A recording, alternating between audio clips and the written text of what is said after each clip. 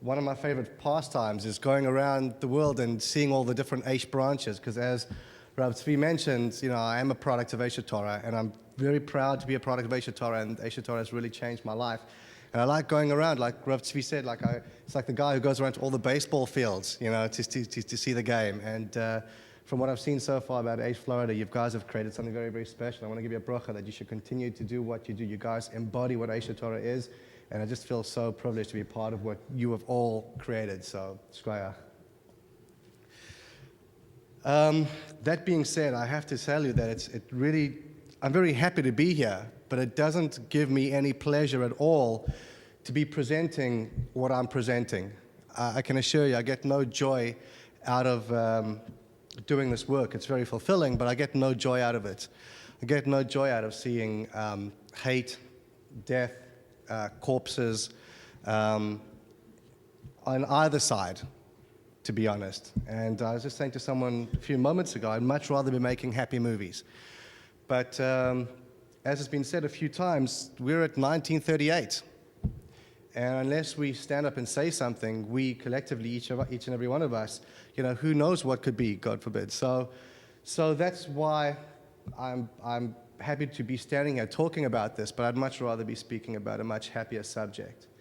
We're going to show a 12-minute version of Obsession, just kind of a précis version, so people can see what it is. If you've already seen the film, it'll give you a bit of a reminder. If it's new to you, you can see what the film is all about. But before I do, I just want to recount a story that happened to me a little while ago, because it was just emblazoned in my memory. A few weeks ago, we celebrated Purim, and a few weeks before Purim, I have a 4.5-year-old daughter. Her name is Meira Malka, and I was just teaching her the story of Purim. So I said, Bubba, there was this wicked man. His name was Haman, and he wanted to kill all of the Yidden. And she said, "That's terrible, Abba." I said, "Yeah, it's terrible." She said, "Where was this?" I said, "It was in a place called Shushan." She says, "Where's Shushan?"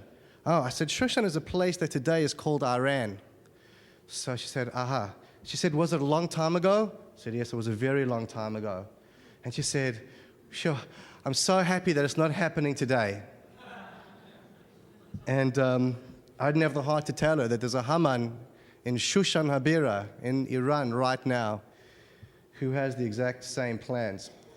And like we're going to say in Pesach coming up, every generation they rise up. But this time they're not only after us as the Jews, they're with the whole enchilada, the whole kit and caboodle. And this is what's at stake. So with that morbid introduction, if we can dim the lights a little bit, and then we're going to play the 12-minute version of Obsession, followed by perhaps a bit more sobering presentation. Thank you. They asked me to speak about the path to obsession, why we had to make Obsession. So basically, long story short, in a nutshell, the reason we felt we had to make Obsession is, as Reb Tzvi pointed out, is people just didn't know. The world just didn't know. I know that the first time I saw a lot of this footage, I had no idea. This was news to me. When we started making Relentless back in the day, I saw this, the infiltration footage and the propaganda footage on Palestinian television. I had no idea that this was going on. So we decided to tell the world about it. Now,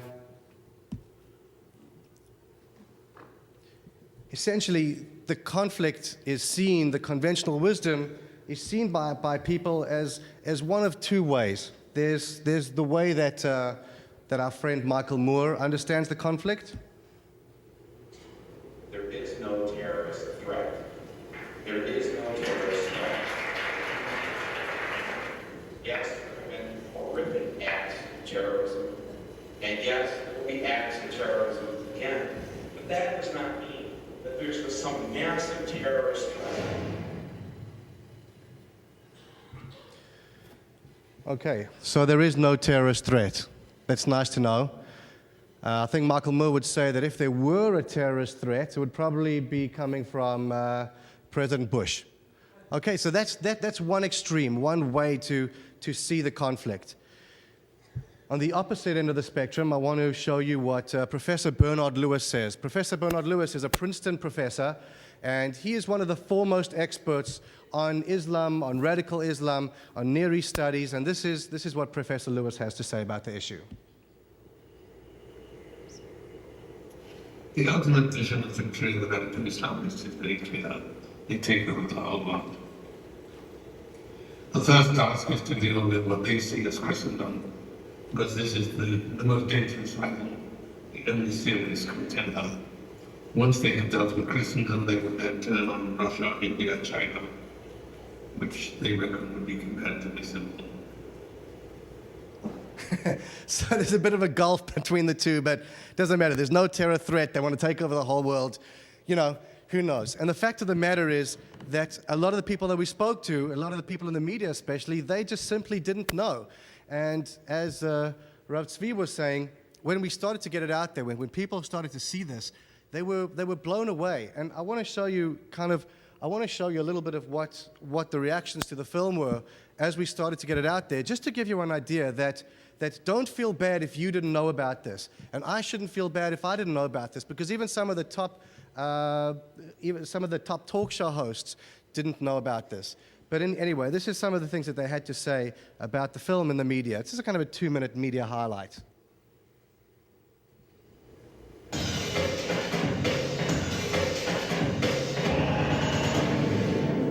Obsession, the threat of radical Islam. Here is Edie.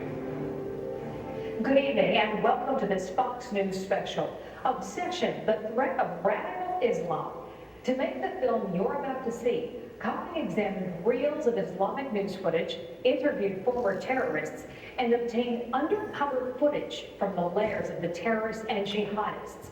What he found is something we here at Fox News believe every American should know.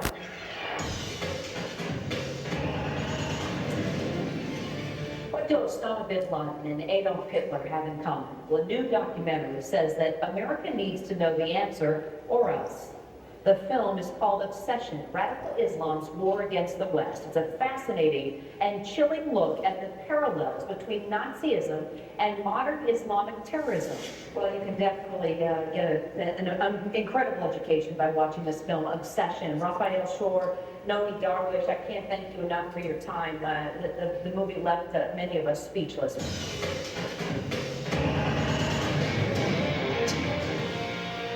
Here's what I know. This film, Obsession, is without exaggeration one of the most important films of our time. Please, you must see it. Welcome back to Hannity Combs' Obsession, the documentary movie about Islam's war against the West. We're joined now by Fox News military analyst Major General Paul Valley.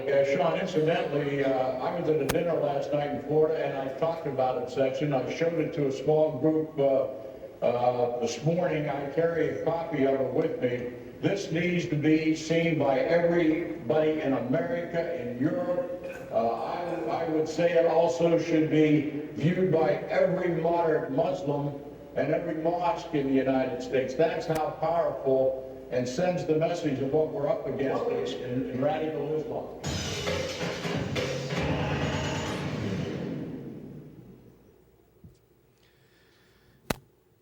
So, I'm not sure how many of you have seen the film, but a lot of people, after seeing the film, a couple of questions come up. The first question that comes up is, what can we do about it, which we'll talk about shortly. And the other question that people often ask is they ask us, what is the root cause? You know, what's going on behind this? So we say, I explain to them, well, you saw the film. They want to take over the world. They want to Islamize the entire world. They say, no, but you didn't show the root cause. So like, what do you mean we didn't show the root cause? We show you that there's an Islamic desire, dream to Islamize the world. They say, no, you didn't, the root cause, you didn't show it. What's that? I say, the root cause is Israel. It's Iraq. That's the root cause of all this frustration and all this terror. So I try and explain to them that the enormous 2,000-year-old Bayman Buddha statues in Afghanistan weren't blown up by the Taliban because of Iraq, and they weren't blown up because of Israel.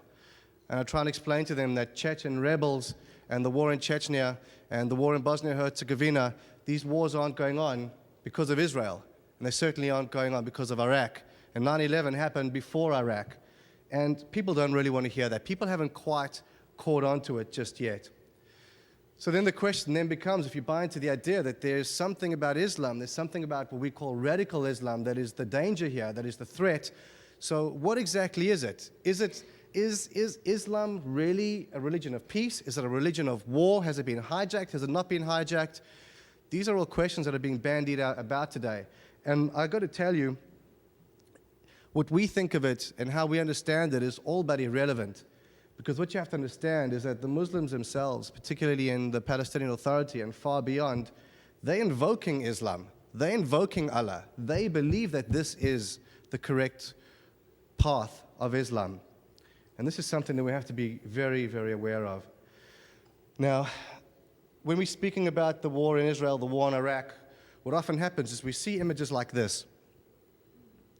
This little boy, he must be about 8 or 9 years old, being dragged by IDF soldiers. It's an old man, Arab man, who's being beaten by at least 2 IDF soldiers, and he's probably being lacerated by that barbed wire fence that he's trying to get through. That little boy is probably about the same age as my daughter, 4 and a half. I mean, I think I would die if I had to see someone pointing a gun at my daughter, God forbid. Palestinian youth that's being manhandled by the IDF. And we're seeing similar images come out of Iraq. These are the images that we are being bombarded with every single day. Now, I don't know about you, but when I see these images, irrespective of the political context that's going on, I feel for these people. I feel for that little boy who's having a gun pointed at him. And we can't help but feel the pain that these people are going through when they're going through it. And I think we all feel like, I wish that this could just stop. We want this to stop. We don't want to see them killed. We don't want to see our children killed. We want this to stop. And we wonder, why are these images always on the TV, always in the media, always in the news? Why are these the images that we see time and time again? And I have a bit of a theory about it, and it's a bit of a macabre, somewhat puerile theory, but I want to, if you'll indulge me, I want you to imagine, if you will, this puerile analogy and macabre. The idea is that, it's funny, I was driving today with Rav Tzvi, and I was reading something, and all of a sudden it felt like we were crawling. So I figured in my mind that we must be stuck in traffic. But in my peripheral vision, I couldn't see any cars, and I looked up, and sure enough, there was no traffic, and we were crawling along at a snail's pace. I said to the Rav, I'm like, what's going on? Why are you driving so slow? He says, we're in a school zone. I've never seen that before. You slow down in a school zone. Where I come from, you speed up. But be that as it may. So I think this analogy will have even more pertinence. I want you to picture, if you will, a little boy playing with a ball on the side of the road. All of a sudden, the ball accidentally goes into the road. A truck comes careening down the road, hits the little boy. The boy's fatally wounded. The mother sees this. The mother's hysterical, inconsolable, and the media arrive on the scene, and they're asking the mother, they're like, what's going on? They see this hysterical mother. What happened? The truck hit my boy, and he ran into the road, and everyone turns to the truck driver, and they say, why were you going so fast? What did you do wrong? Have you been drinking? Is there a history of this kind of driving in your past? That's scenario number one. Scenario number two is there's a little boy playing on the side of the road with a ball. There's a truck coming down the hill. The mother sees the boy. The mother sees the truck. She grabs hold of the little boy until the truck comes close enough, and then she takes the little boy and she thrusts him in front of the truck so that the truck kills him. And then she starts crying, and then she starts wailing, and then she starts saying, oh my God, oh my God, oh my God. And the media comes and she says, look, you killed my son, you killed my son. And they go to the truck driver and they say, why were you driving so fast? Do you have a history of this? Were you drinking?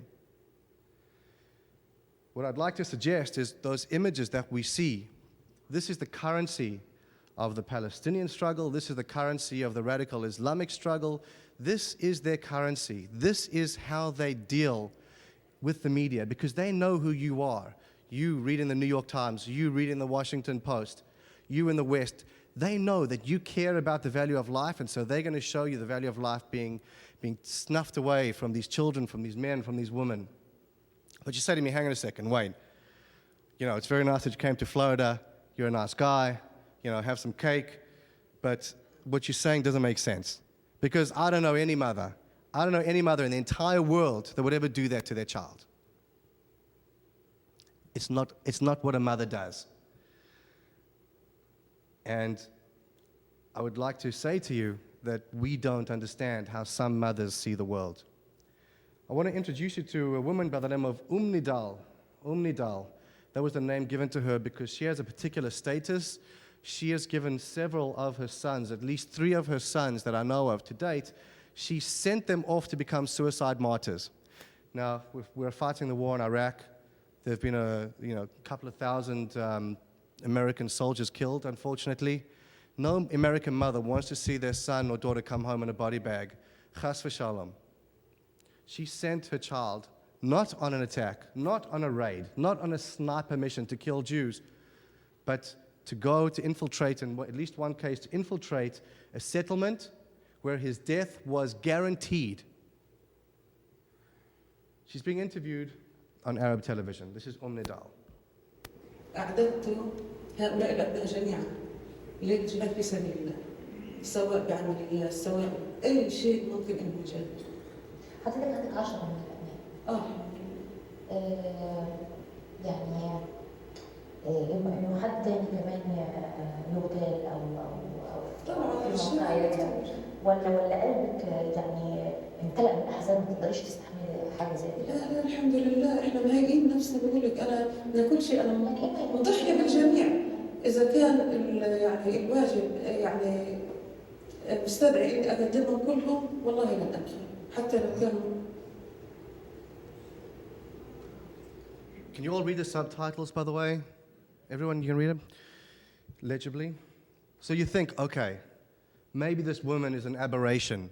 You know, there's 1 of her, 2 of her, you know, but this is not normal. This is not normal in the Arab world.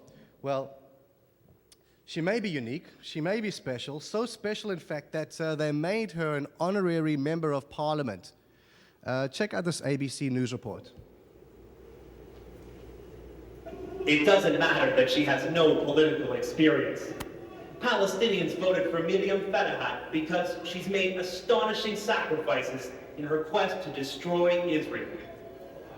Fatahat has sent 3 of her 6 sons on suicide missions. That's why her supporters call her Nidal, the mother of the struggle. In this Hamas video, she shows her 17-year-old how to attack Israelis. Just hours later, he shot and killed 5 students in this Jewish settlement. Then he was killed himself. I love my children, she says. But as Muslims, we sacrifice our emotions to build a nation for the Palestinian people. Sacrifice, sacrifice, sacrifice. You're going to hear this come up a lot. Sacrifice. If she had 100 sons, she'd send them all. But she's not unique. This is Rim al-Riyash. She killed several Jews and also in a terror suicide attack. And I have video footage. I mean, I can show you endless hours of video footage of women like Nidal, like Rim al-Riyash. But it's not just the men. We all know about the men. It's the women. It's the moms. It's the mothers. The sisters. And I'm not sure if you can see clearly, but this is what's being passed on from generation to generation. And her son there, he's holding an RPG, a rocket-propelled grenade. I'm not sure if this thing is live, if the grenade is live or not. I don't know how these things work. But I wouldn't let my kid in 20 feet of that thing. And here he is posing with his mom. She's holding a Kalashnikov. And this is how she wants her son to see her. And this is how she is saying that he should grow up. In fact, her children, her son and her daughter, have become somewhat of a cult icon in the Palestinian Authority. Take a look at this interview. ننتقل الآن إلى ابني الاستشهادية المجاهدة ريما الياجي ضحى ومحمد. ضحى تحبي ماما؟ طب وين ماما؟ إيش عملت ماما؟ قتلت اليهود ها؟ كم قتلت يا محمد؟ كم قتلت ماما اليهود؟ كم تدور؟ تحب ماما؟ نفسك تروح عند ماما؟ طب وين ماما؟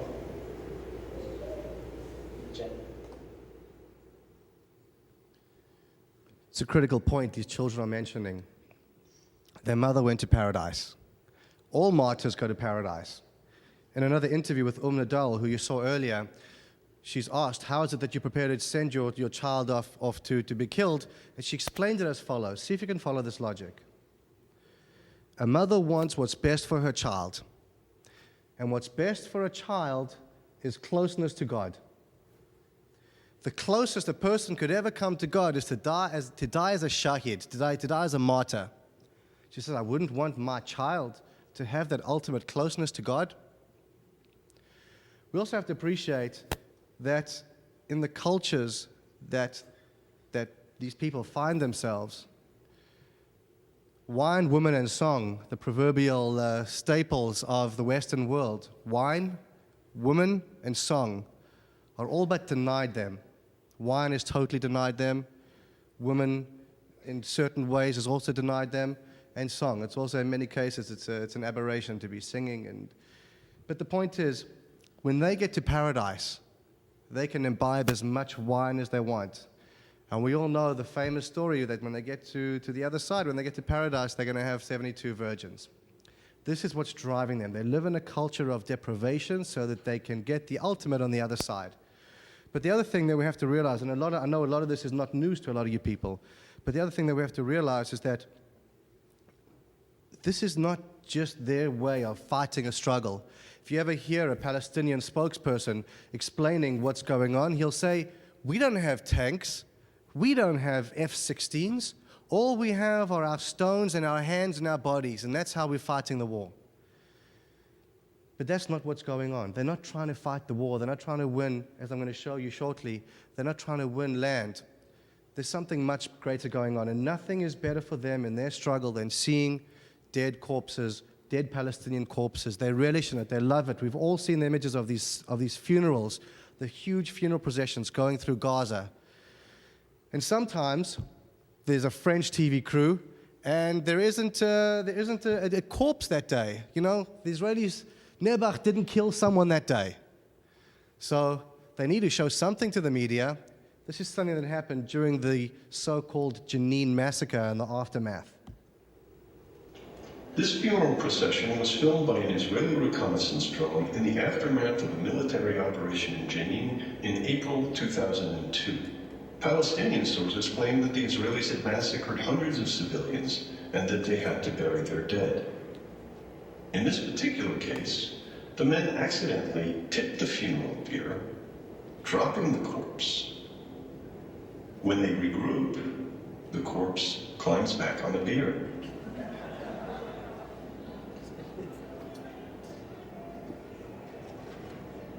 Later, a crowd is joining the procession. The pallbearers drop the man again.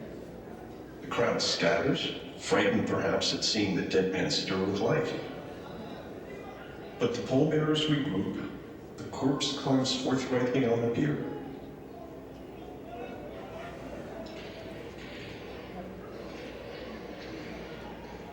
And once again, they wrap him in the winding sheet. Welcome to Palestine. Now, I'm not for 1 second suggesting that the images that I showed you earlier about the gun being pointed at the child and the old man in the barbed wire were staged, because they were not staged. Those were very real. But what we really see is that those are them metaphorically being thrust before that moving truck. So the world media, who is predisposed to wanting this kind of material can see it, and so that we can really feel the plight of the Palestinian cause. You saw a little bit about how they get the people to hate the West, the propaganda, and this is really a self-indulgent thing, because there was a particular clip that I came across when we were working on Obsession that we just didn't have the time in the film for. So I wanted to share this with you, because this, I think, is a video clip that is just beyond the pale. And if you understand the import of what this clip is trying to do, how this clip is getting the Palestinians and the Arabs, because this clip was shown throughout the Arab world, how you can understand how they really, really, really, really hate the Jews and the West. It's a clip called Zahra's Blue Eyes. It's a 13-part miniseries, was played throughout the Arab world. And the story, I'll just give you some background. Yitzhak Cohen is an Israeli politician who has the ultimate ambition, and he wants to build up the Israeli society to its ultimate level. And the way he's going to do that is he's going to revolutionize the medical fraternity. He's going to heal every single Israeli that's sick or has a problem. He's going to heal them. Someone's got something wrong with their heart, he'll give them a new heart. So a lung, a liver, don't worry about it. So they asked the question, where are you going to get hearts, livers, lungs? He says, don't you worry. We have an entire population of Palestinians that we can harvest these organs from. And this is a video, that's a TV show called Zahra's Blue Eyes, about how they find this little girl and how they harvest her eyes, because his son, Yitzhak Cohen's son, by the way, is blind and he needs a new pair of eyes. And what you're going to see is, well, I'll kind of walk you through it a little bit. This is where they're looking for the eyes, and they're selecting the perfect candidates. The grandfather of the little girl who they eventually kidnapped was onto them, and they take the grandfather and they kill him, and the grandfather dies a martyr's death.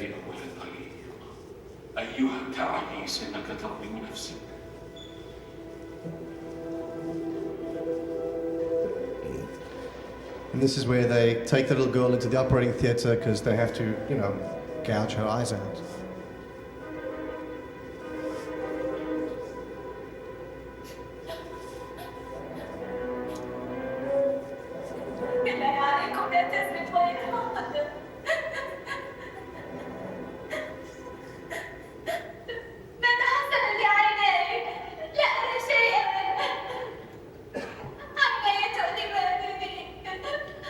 This, of course, is where her eyes have been surgically removed. And fortunately, her brother Ismail, disguised as a Jew, finds her in the hospital, and he rescues her from the hospital. But alas, too late.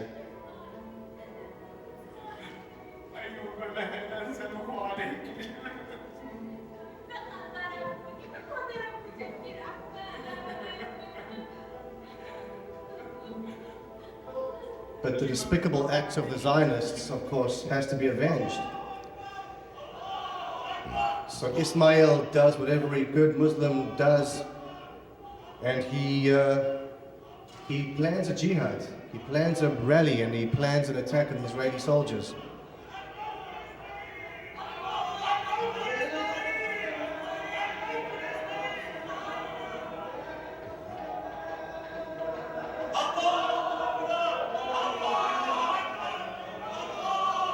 But of course, no vengeance attack is complete unless Ismail himself prepares to die as a shahid and vanquish the enemy completely.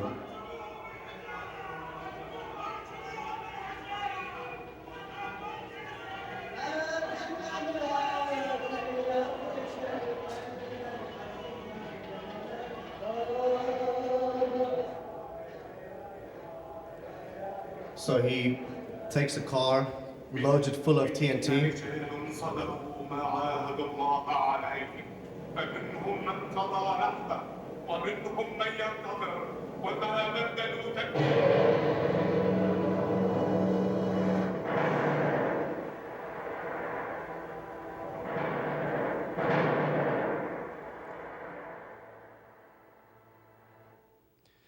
and he dies a martyr's death. So the message of this film is clear. The Zionists are the most despicable of people. They will even steal your eyes, and they want to steal the eyes of all the children. the way to fight them is with whatever you can, with sticks and stones, and if you really are able to, you can have the ultimate martyrdom and you can kill them. But you say to me, hang on a second, Wayne, I mean, it's a shocking film, a bit melodramatic perhaps, but you really expect them, to believe that this is true. Like, and I know that this is fake, it's fiction. Like, what's the story here? You can't bring this as a proof. So, lest we think that there's anything fictitious about Zachor's Blue Eyes, Ahmed Mir Alai, who is the producer of Zachor's Blue Eyes, went on the talk show circuit, and here he's on, I believe it's on Iranian television, and he is going to be explaining that not only does what they show in Zachor's Blue Eyes happen, but there's a white ship, you'll hear him say, there's a white ship that sails in the waters, in the Zionist waters. It's a white Zionist ship. And on that ship are little children, and their body parts are being used as we speak. So this story, in fact, is true. That's what he says. Take a look.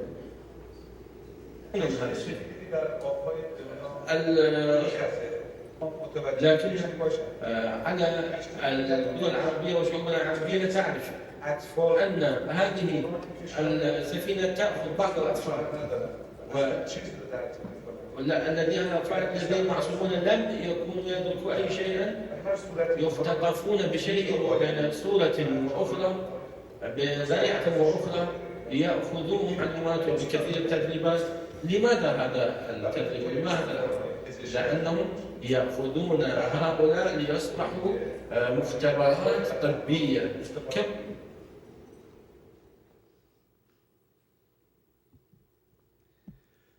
An entire category of a population has been brainwashed like this. I want to show you in Iran, this is a rally where where they declare that 40,000 people have signed up to become human bombs when the time is ready.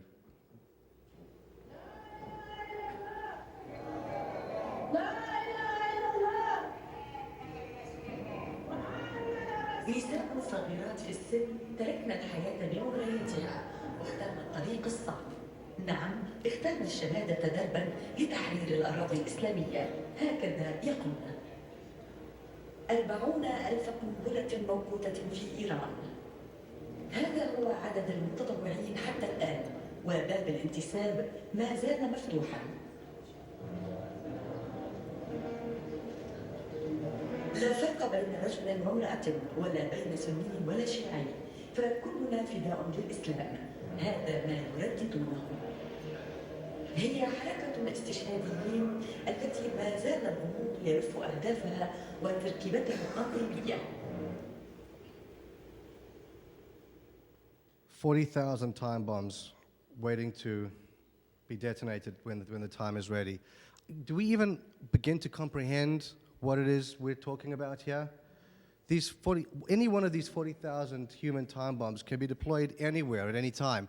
We're all very afraid of the weapons of mass destruction that are coming out of Iraq, Iran. But what about the human weapons of mass destruction?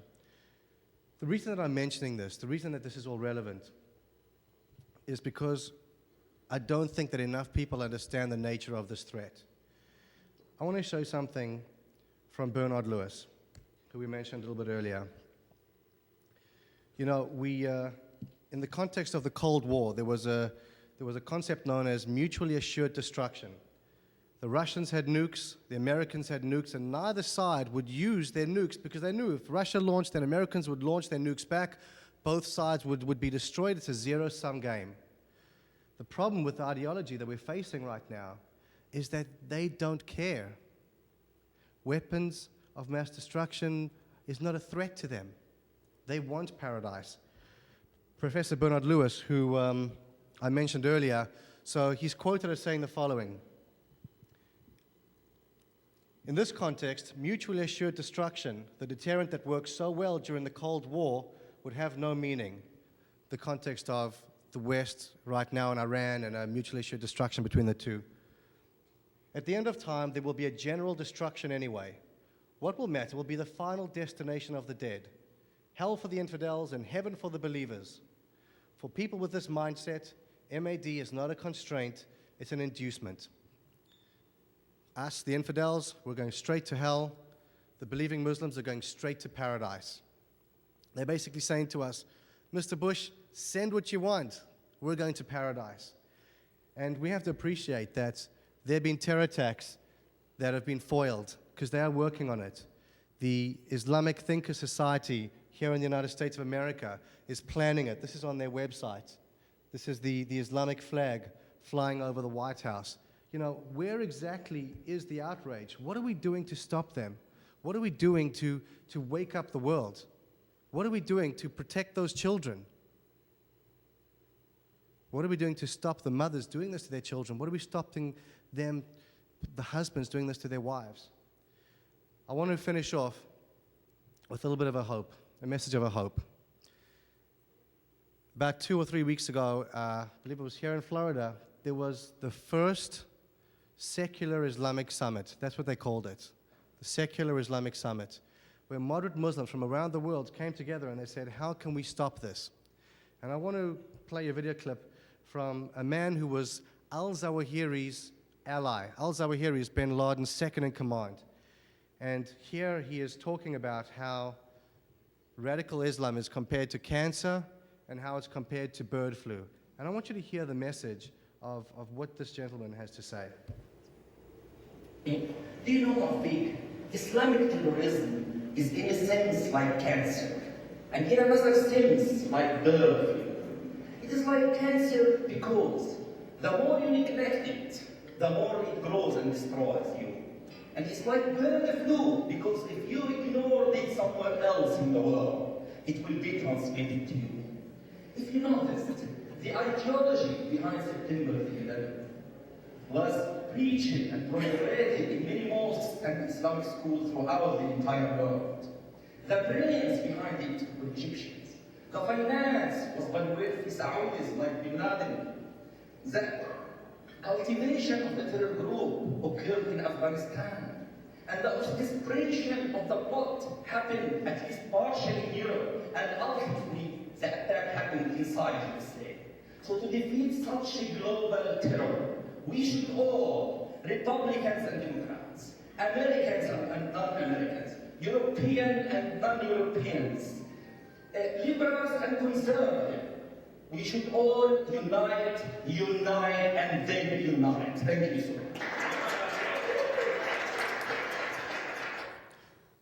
I wanted to end with that clip because I don't think that he was being facetious when he said Republicans and Democrats, conservatives and liberals, we have to unite.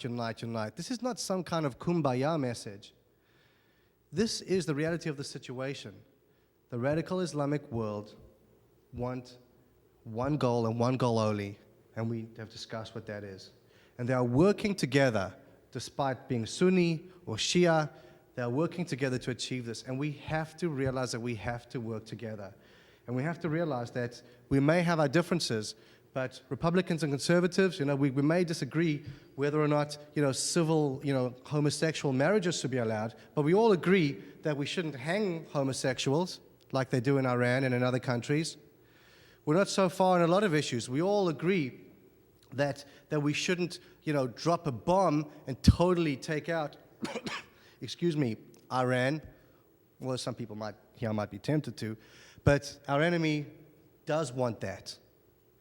We have to realize that we aren't so very far apart on the issues when we compare ourselves to the enemies. And we have to realize that we have a responsibility, each and every single one of us, to do whatever we can to get this message out.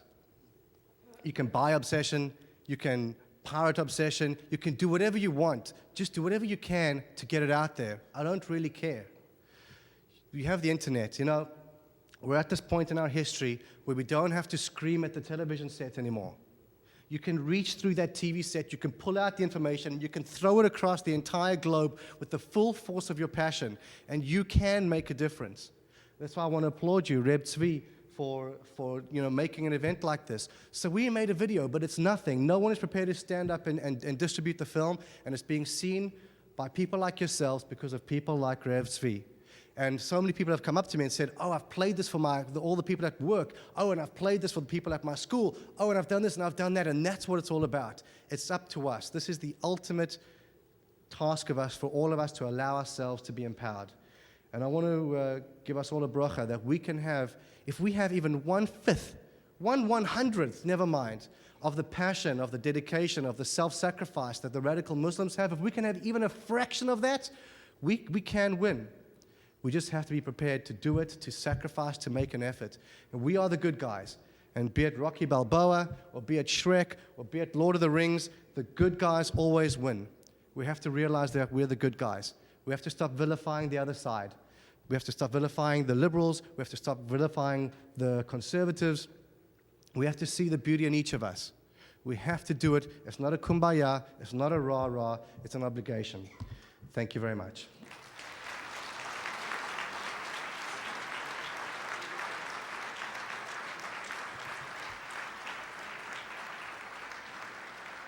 Thank you, Wayne, for a tremendous presentation, and I hope you all were moved and inspired by that.